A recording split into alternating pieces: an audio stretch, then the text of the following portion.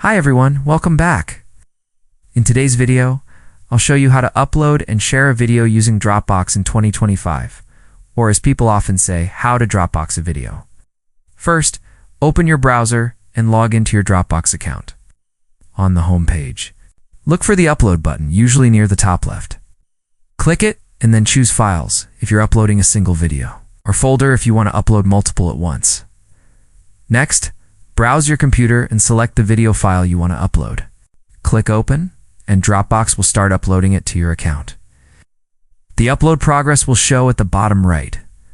Once it's finished, your video will appear in your Dropbox folder.